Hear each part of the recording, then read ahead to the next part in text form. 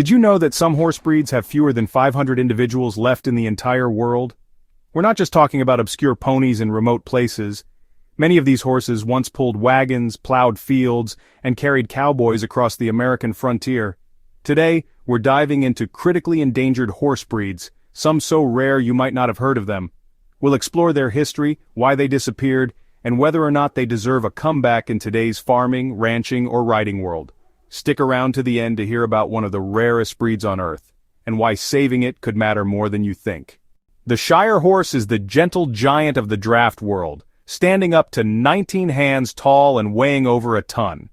These powerful animals once pulled brewery wagons, plowed tough clay soil, and served as the backbone of England's agricultural and industrial revolutions. In the early 1900s, Shires were everywhere, but the rise of tractors and trucks pushed them to the sidelines, and by the 1950s, their numbers had collapsed. Despite their size, Shires are known for their sweet, calm temperament. They're often described as giants with golden hearts, making them a popular choice for carriage rides, parades, and even therapy programs. So, do they deserve a comeback? Absolutely. Shires are ideal for regenerative farms focused on low-impact power, agritourism, or off-grid setups. And let's be honest, they're stunning. That feathering on their legs? Iconic. Their strength, temperament, and visual appeal make them perfect for small farm events or heritage education days.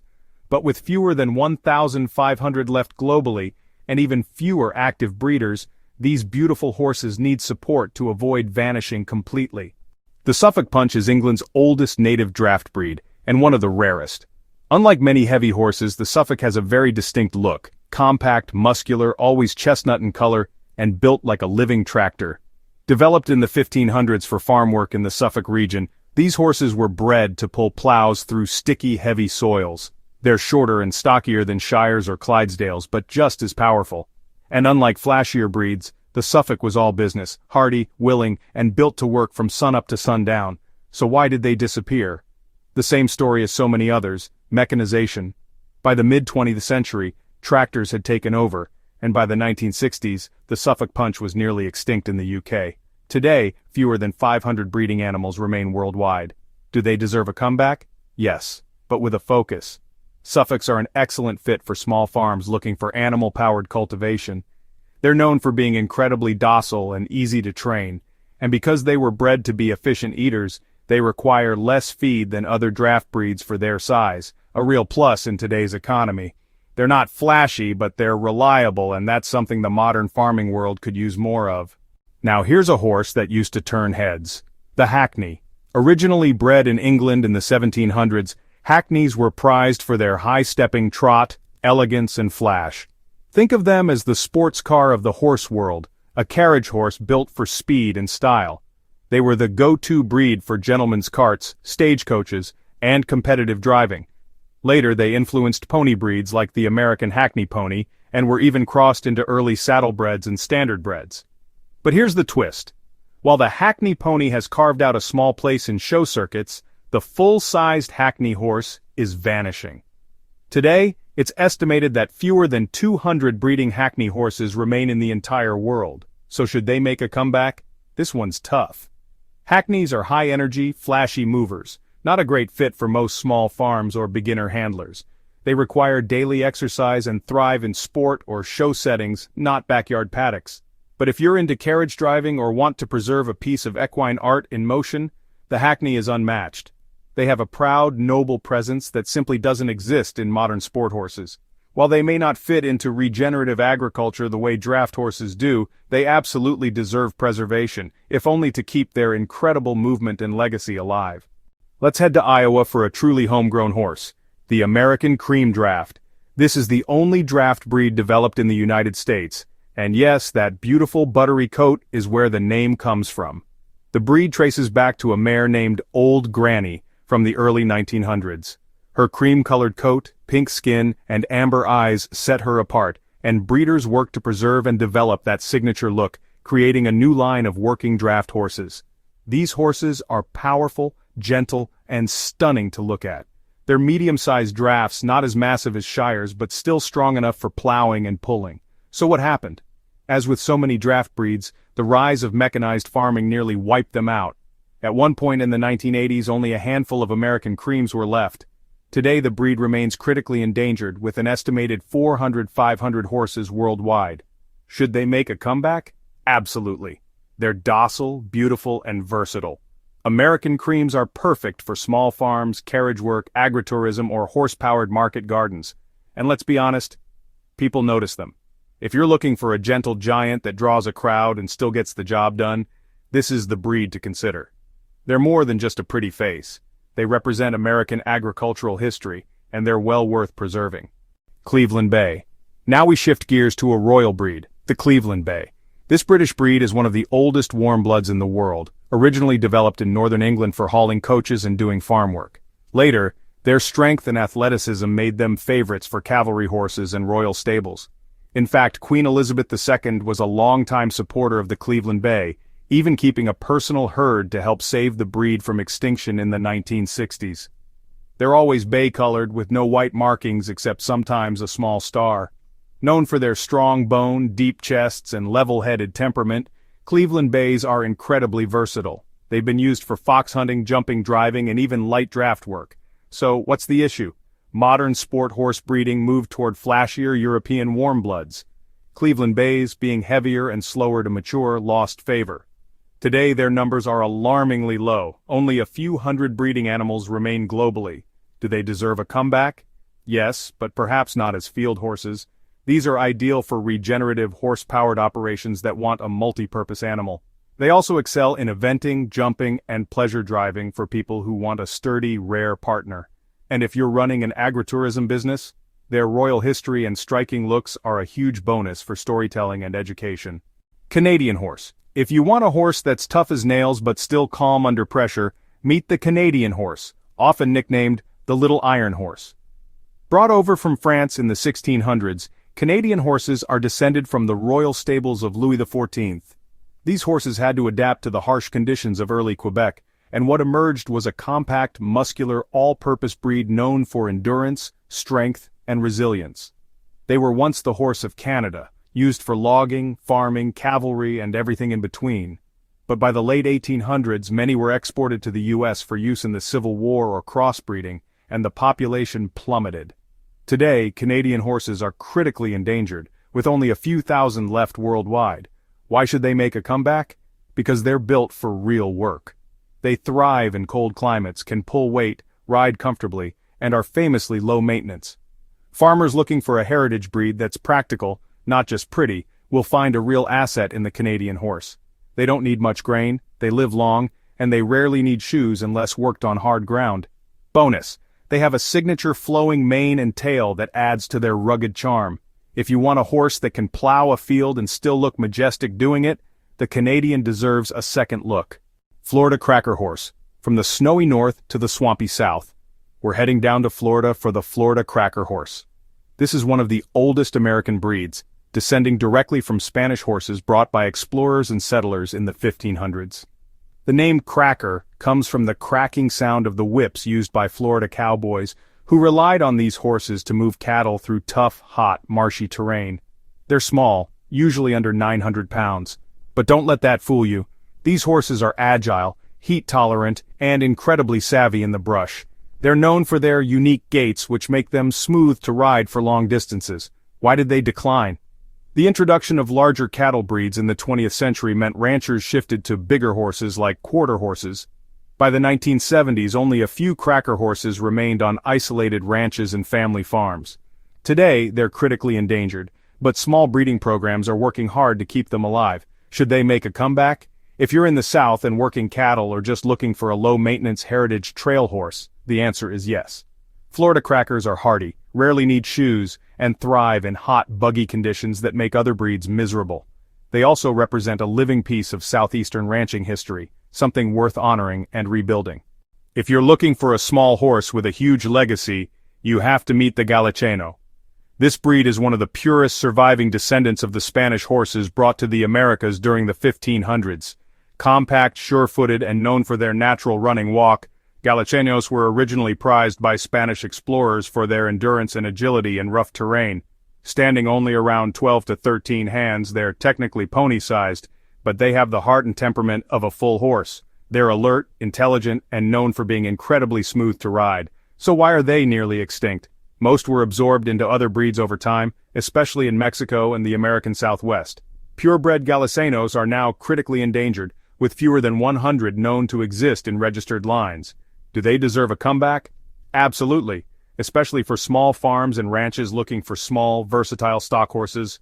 Their size makes them ideal for youth riders or smaller adults, and their ancient genetics may hold value for future breeding and conservation efforts. They're tough, minimal maintenance, and full of personality. Plus, their Spanish heritage ties them directly to the roots of North American horse culture. Now let's talk about a horse that once ruled the Low Country, the Marsh Tacky of South Carolina.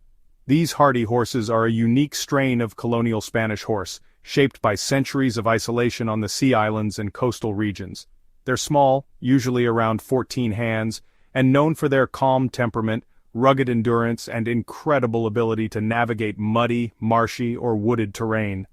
Marsh Tackies helped early settlers, served in the Revolutionary War, and were used for everything from hunting wild hogs to hauling firewood. But like many working horses, they declined when tractors and trucks took over.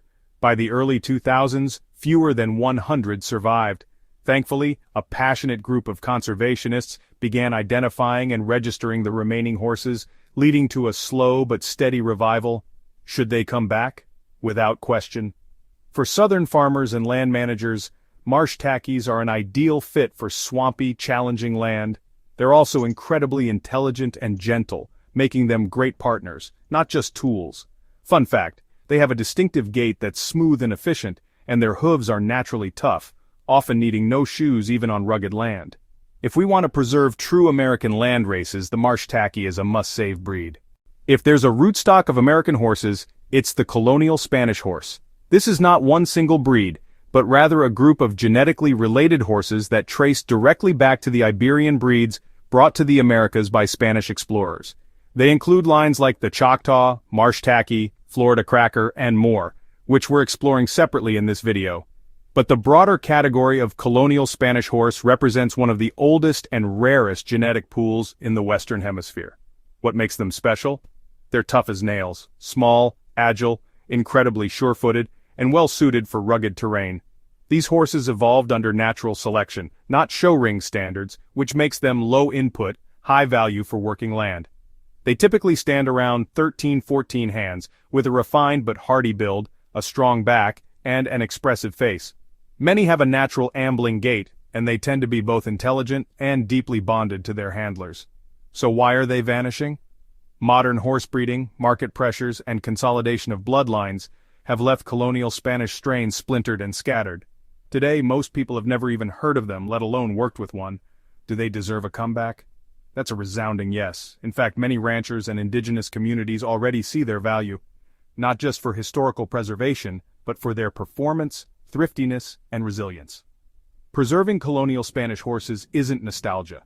It's defending functional genetics that were shaped by working landscapes, not artificial show standards. Next up, one of the least-known horses in America, the Baca Chica horse, a distinct line within the colonial Spanish group that originated in New Mexico.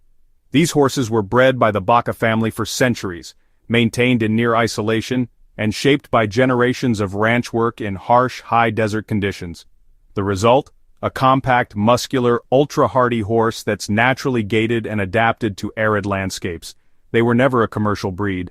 These were working horses, used for herding, hauling, and riding in some of the country's toughest terrain. Today, the Baca Chica is critically endangered, with only a small number of confirmed bloodlines left.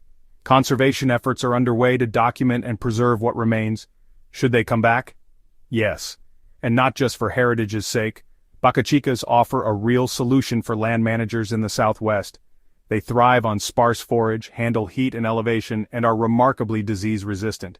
Their gentle nature and stamina also make them excellent choices for trail riders, youth riders, or anyone seeking a horse that's built to last and easy to manage.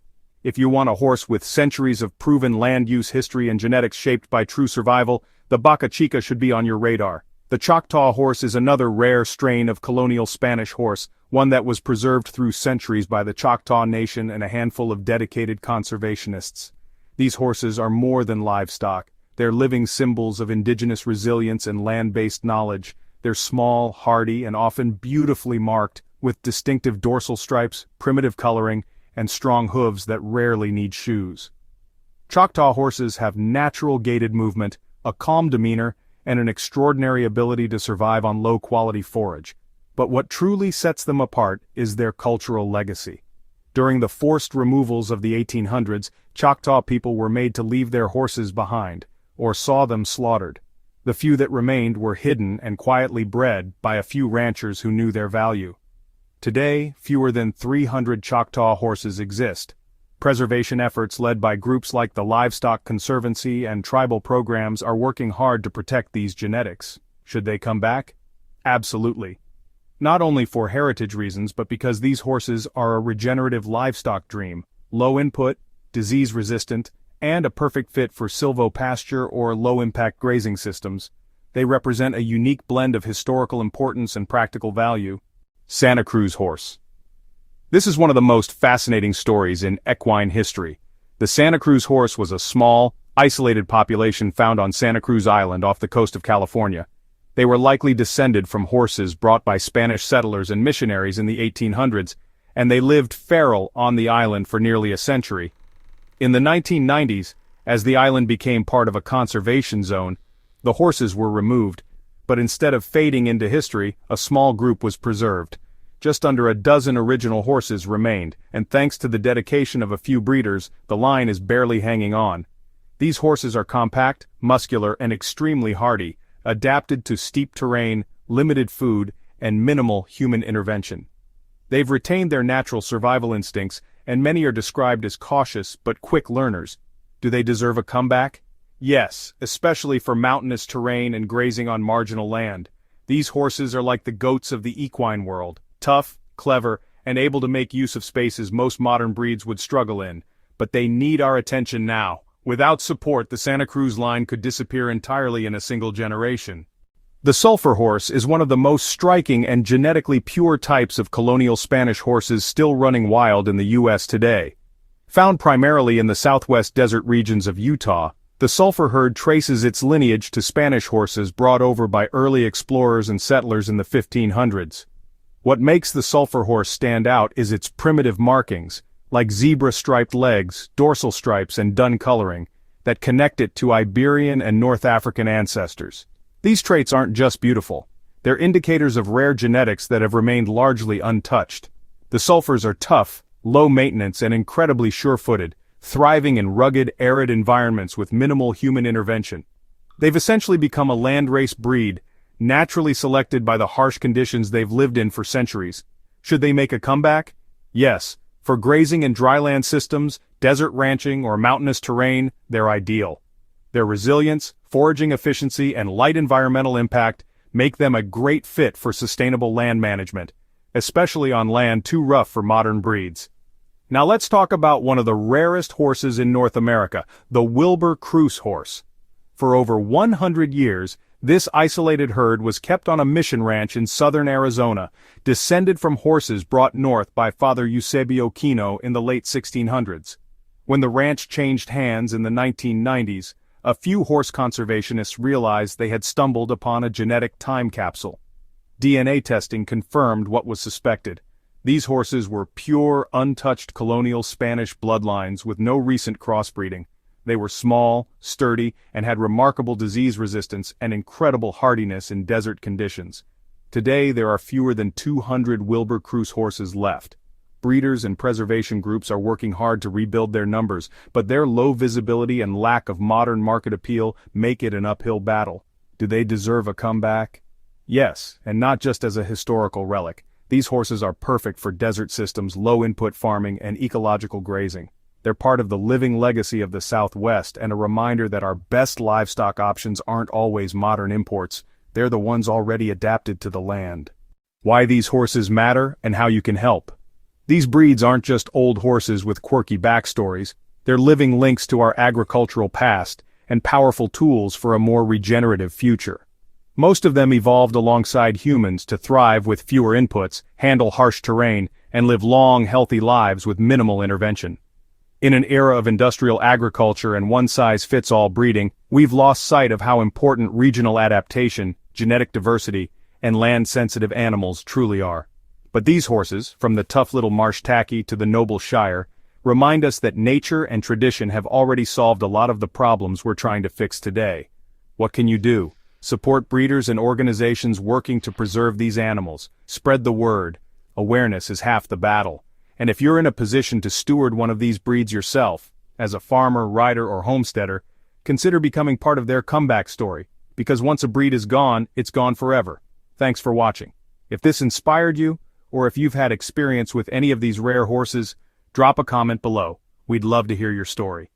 Make sure to like, subscribe, and share this video to help keep these breeds in the spotlight where they belong.